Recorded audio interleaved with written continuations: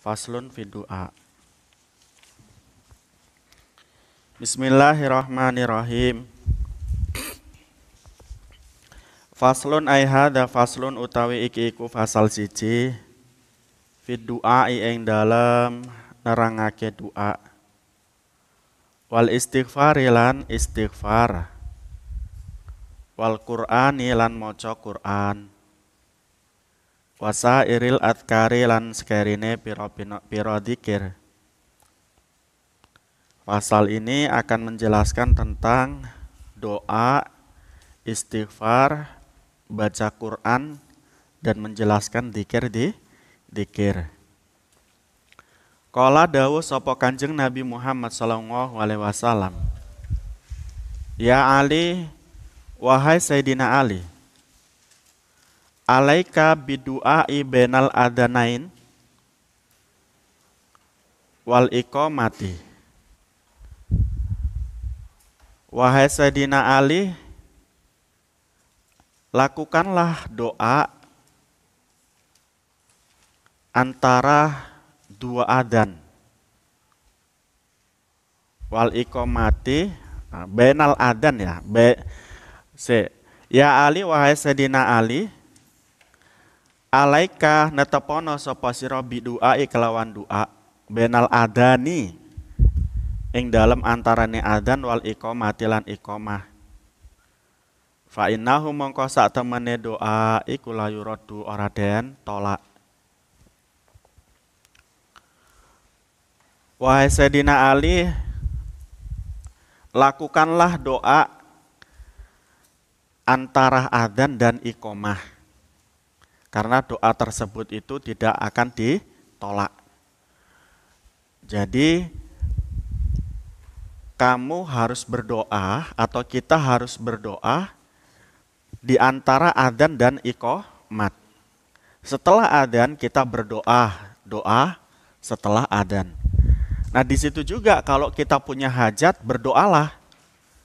Contohnya pingin pinter, pingin sukses, doa di situ, karena waktu setelah adzan dan iqamah ketika kita berdoa, doanya tidak ditolak alias di mustajabah.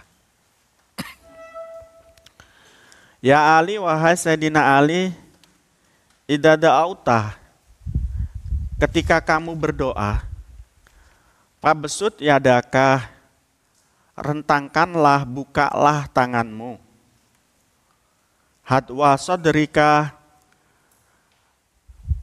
sesuai sebanding dengan dadamu, wala tartafi atau wala tarfa'lan, dan juga jangan engkau angkat tanganmu, fauqa ra'sika, melebihi kepalamu.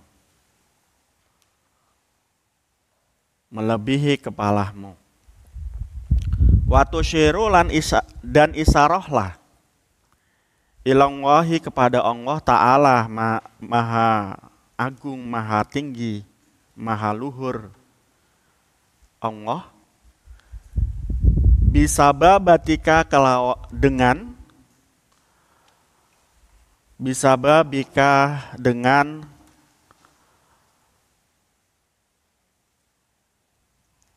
apa ini? Jari telunjukmu, al-yumnah yang kanan. Ya. Wahai Sayyidina Ali, berdoalah dengan mengangkat tangan dan merentangkan apa ini? Jari-jari. Mengangkatnya seimbang dengan dada, begini. Ya, jangan sampai begini, gitu. La tarfa fauqa ra'sik, jangan diangkat setinggi kepala, di atas kepalamu. Dan berisyarahlah kepada Allah dengan telunjuk, ya, dengan telunjuk kanan. Jadi mungkin begini, yang satu begini, tapi cukup aja begini sebetulnya. Nah, itu banyak versi cara berdoa mengangkat tangannya itu. Ya Ali, wahai Sayyidina Ali, la tajhar bi qiraatika. Jangan engkau keraskan ketika engkau membaca Quran. Wala bidu'aika, dan jangan engkau keraskan ketika engkau berdoa. Haitsu yusolli annasu, sekiranya manusia ketika dia sholat.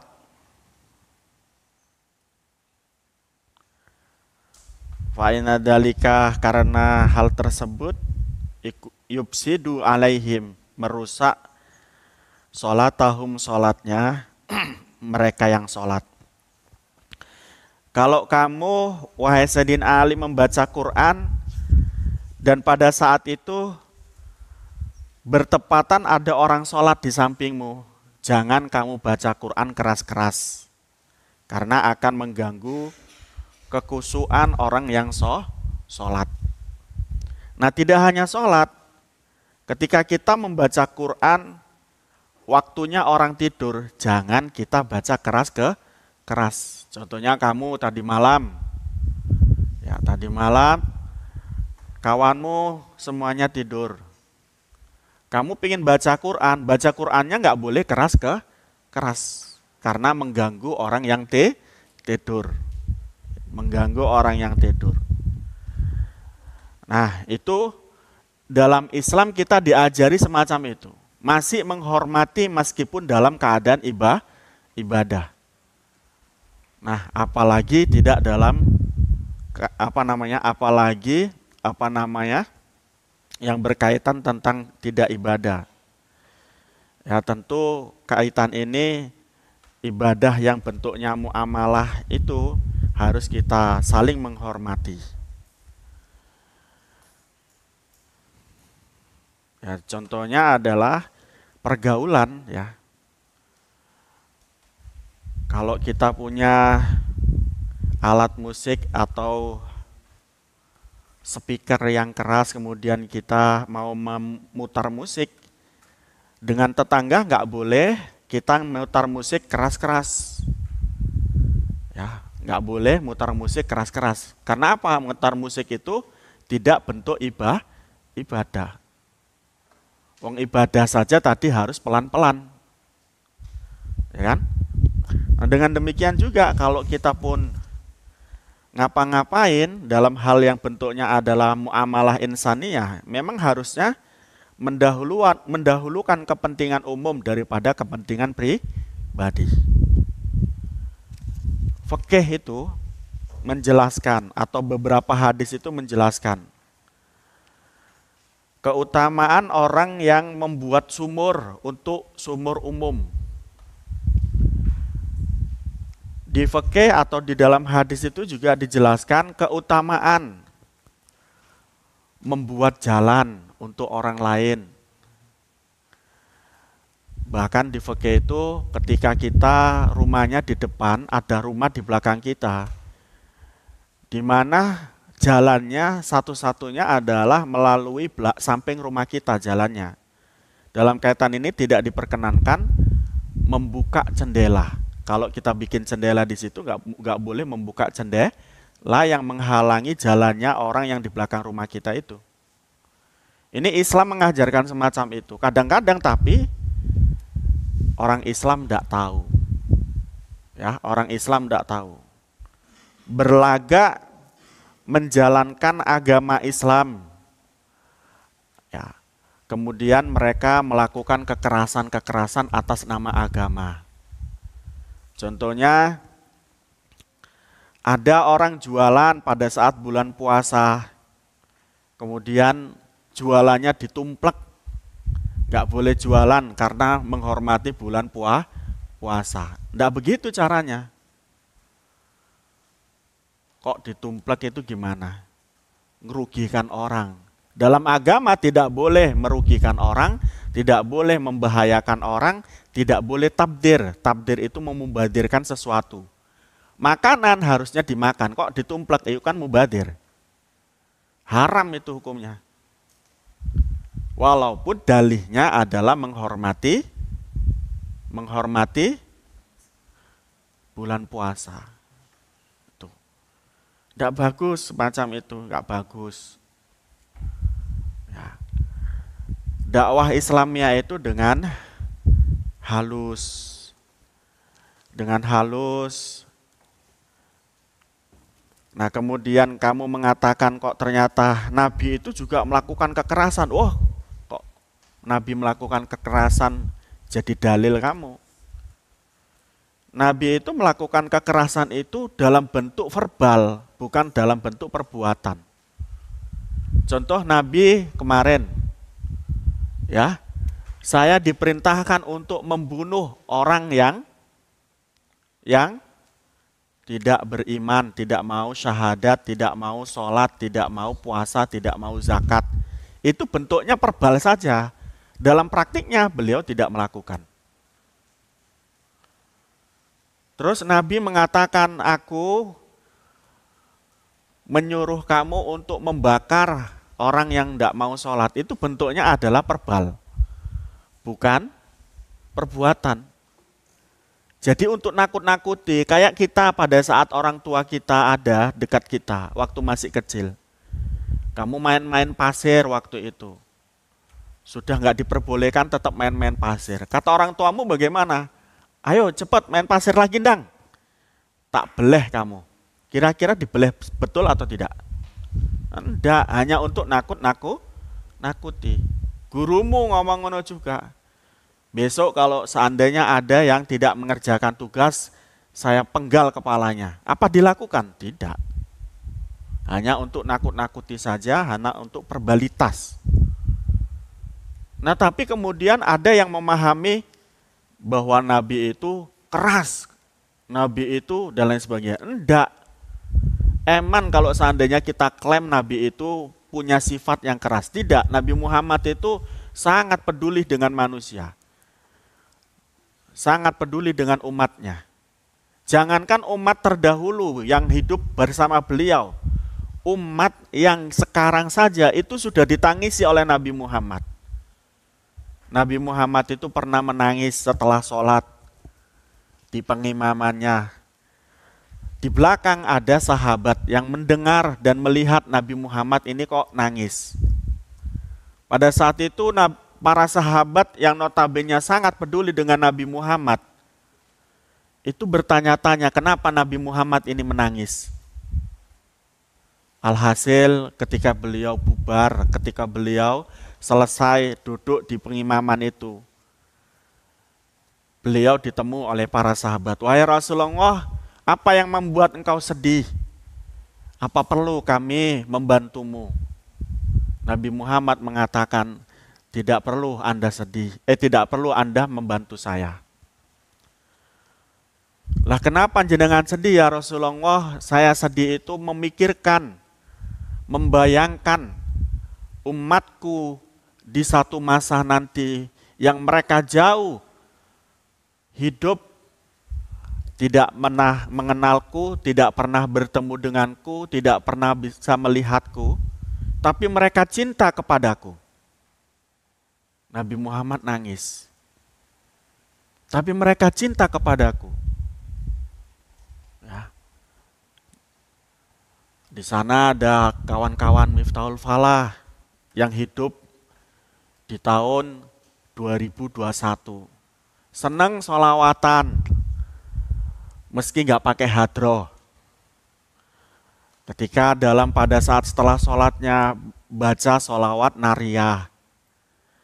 Ketika pada saat diamnya baca sholawat Allahumma sholli ala sayyidina Muhammad. Mereka baca sholawat, mereka mengikuti aku, mengikuti perilakuku, mengikuti sifatku. Itu karena cinta kepadaku. Padahal mereka tidak pernah bertemu denganku. Kemudian sahabat ciut nyali. Lah, bagaimana dengan kita? Kita yang bertemu dengan Nabi setiap hari. Wajar kalau kita cinta. Tapi mereka memang betul-betul gak pernah ketemu dan mereka cinta. Ini adalah satu kehebatan yang dimiliki oleh umatnya Nabi Muhammad SAW. Cukup ada cerita-cerita tentang Nabi Muhammad, mereka bisa cinta kepada Nabi Muhammad. Oleh karena itu, kita itu untuk mendapat cinta, untuk kita bisa cinta kepada Rasul, ya sering-sering ngaji. Karena dalam pengajian kita diceritai tentang Nabi Muhammad. Bagaimana sifat Nabi Muhammad, bagaimana keteladanan Nabi Muhammad, itu begitu. Sehingga muncul cinta dan cinta kepada Nabi Muhammad. Nah ini begini, itu Nabi Muhammad tidak pernah marah-marah, tidak pernah apa dan lain sebagainya. Kata Nabi, la takdob, jangan pernah marah. Kan gitu kan?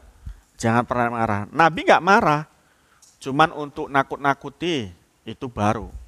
Kenapa kok ditakut-takuti umatnya untuk menjalankan ibadah? Ya karena biar mereka terbiasa dan kemudian memiliki kebiasaan melakukan ibadah, yang kemudian setelah dia biasa melakukan ibadah akan ikhlas. Jadi ibadah itu semuanya harus dipaksa dulu. Kemudian kalau sudah terbiasa barulah kemudian ikhlas. Itu kata Imam Ghazali begitu. Termasuk juga belajar. Belajar itu tidak mungkin kita langsung bisa ikhlas begitu saja. Betul nggak? Dipaksa dulu, badannya capek-capek, ayo kita harus belajar. Ayo kita harus sholat. Harus capek-capek, harus dipaksa dulu. Kalau nggak dipaksa, nah itu nanti ngikuti hawa nafsu. Nafsu itu menyuruh kita ke dalam perbuatan-perbuatan yang jelek. Itu nafsu amaroh. Ya, mendorong kita untuk berbuat jelek. Nah, nafsu itu harus dipaksa untuk mendorong perbuatan jelek menuju perbuatan baik. Itulah kemudian yang bisa menguasai nafsu, dia adalah pemenang. Dia adalah pemenang. Nah ini, kalau kamu baca Quran, kalau kamu berdoa, doalah. Kalau kamu baca Quran, kalau kamu berdoa, yang mana di sampingmu ada orang sholat, maka berdoa dan baca Quranlah dengan cara pelan-pelan, jangan sampai mengganggu orang yang sholat. Ya Ali, wahai Sayyidina Ali, mang dzakarallahu qablal fajri wa qabla tulu'i syamsi wa qabla hurubiha istahallahu ayu'adzibahu binnar. Wahai Sayyidina Ali, kalau kamu zikir Allah pada pagi hari, pada munculnya fajar, pada saat munculnya matahari, pada saat terbenamnya matahari, Allah malu untuk menyiksamu, membawa kamu ke neraka. Allah malu. Jadi kalau semacam itu bagaimana? Allah nggak mungkin akan memasukkan kita ke neraka. Maka daripada itu, ayo setelah ini, setelah mendengar hadis ini, nanti malam atau nanti sore atau sekarang banyak-banyaklah berzikir agar Allah tidak memasukkan kita ke neraka. Nah, kapan itu keutamaan zikir? Pada saat fajar terbit, yakni subuh. Subuh itu fajar sodik itu muncul. Kemudian pada saat munculnya matahari, jam berapa kalau muncul matahari di kita? Kemudian terbenamnya matahari, yakni masuknya waktu maghrib. Itu kita dzikir. Kalau kita dzikir pada saat itu, maka Allah akan malu memasukkan kita ke dalam neraka, sehingga kita tidak mungkin dimasukkan oleh Allah ke dalam neraka. Ya Ali, wahai Sayyidina Ali, idza shalaita faqut maka naka hatta tatlu asyams fa inna wa yaktubu lima yajlisu makanahu hujjatan au umrotan au itqu raqabatin au shadaqati alfid dinarin fisabilillah. Wahai Sayyidina Ali, ketika kamu sholat apa? Ketika kamu sholat subuh, jangan buru-buru kamu meninggalkan tempat dudukmu. Duduklah di situ selama-lamanya sampai kemudian muncul matahari. Kalau kamu duduk di tempat sholatmu, berzikir sampai kemudian muncul matahari, maka kamu akan dituliskan kepadamu pahala haji dan umroh, dan juga apa? Haji, umroh, memerdekakan budak, dan sodakoh alfid dinarin, 1000 dinar. Enak nggak? Enak. Wong belum haji ditulis ibadah haji. Kalau begitu nggak usah haji dong. Loh, beda. Ini ibadahnya, bukan menggugurkan kewajibannya. Itu begitu. Jadi dulu ada di masa Nabi itu seorang nenek-nenek yang telah mendengarkan wejangan Nabi, nasihat Nabi tentang keutamaan haji dan umroh. Nenek-nenek ini kemudian menangis di pojokan tempat dia mengaji. Kemudian Nabi Muhammad mendengar, kemudian Nabi Muhammad melihat nenek ini kenapa menangis. Lantas kemudian diparani atau didatangilah nenek ini. Wahai nenek-nenek, gitu. Wahai nek, kenapa kamu menangis? Bagaimana saya tidak menangis ya Rasulullah? Apa yang jenengan terangkan berupa pahala haji dan keutamaan berhaji itu sangat hebat. Sementara saya ini adalah orang yang miskin, tidak punya uang untuk melakukan haji. Bagaimana saya bisa haji? Orang semacam saya apa bisa mendapatkan pahala haji? Lantas kemudian Nabi mengatakan, bisa kamu mendapatkan atau nenek mendapatkan pahala haji. Dengan apa? Dengan tadi duduk-duduk setelah sholat di tempat sholatnya, membaca dzikir sampai kemudian munculnya matahari. Itu sudah mendapatkan ibadah pahala keutamaan pahala ibadah haji dan umroh. Ya Ali, wahai Sayyidina Ali, man qala kulla yaumin khamsata wa ishrina maratan astaghfirullahal adim li walidayya wali jamil muslimin wal muslimat wal mu'minina wal mu'minat al ahya'i minhum wal amwat katabahungohu min awliyaihi. Wahai Sayyidina Ali, barang siapa yang membaca istighfar 25 kali dalam satu hari satu malam, dalam setiap harinya gitu ya. Yang istighfarnya bentuknya adalah astaghfirullahaladzim li walidayah walil muslimin wal muslimat wal mu'minin wal mu'minat